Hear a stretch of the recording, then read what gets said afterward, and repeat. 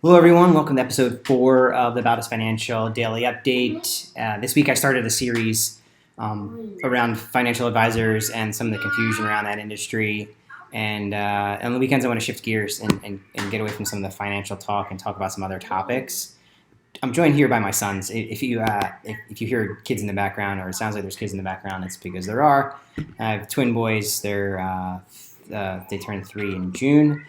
And actually, I am expecting twin boys again in a couple weeks.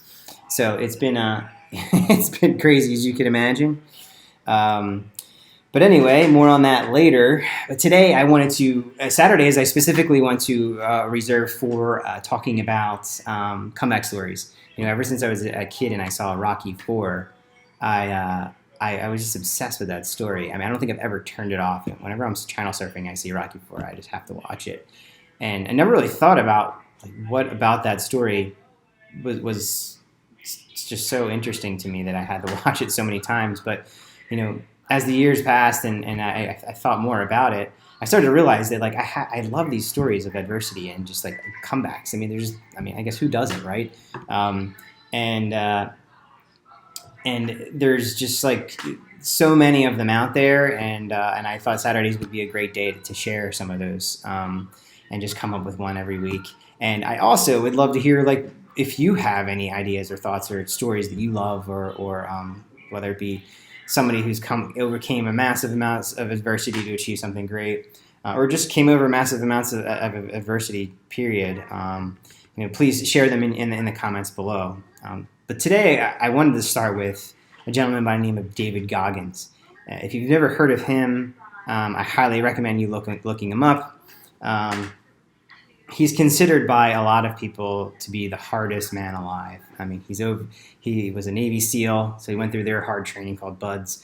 He went through the equivalent in the Army, which they call the Army Ranger School, and then the equivalent in the Air Force. He's done over 60 ultra marathons and ultra triathlons, and at a high level too. I'm not talking and some of the hardest races that you can possibly that are simply out there that are known in that world, and just on top of that, he actually comes from a really tough upbringing. He's had health issues, and there's just been so many things. Really, anything you can think of is stacked up against this guy. You can follow him on social media.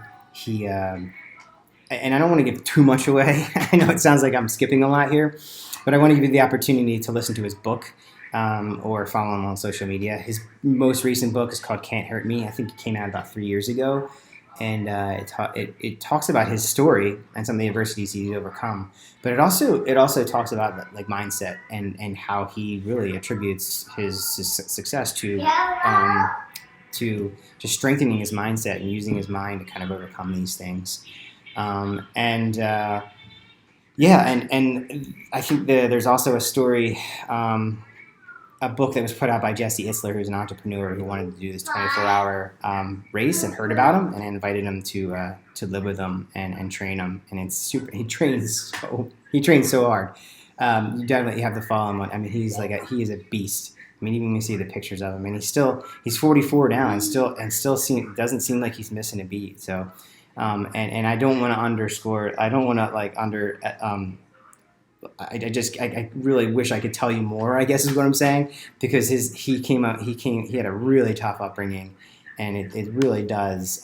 It's really a truly inspiring story. So, like I said, if you have any stories of your own, please leave them in the comments below. And thanks for joining me, and I'll see you tomorrow.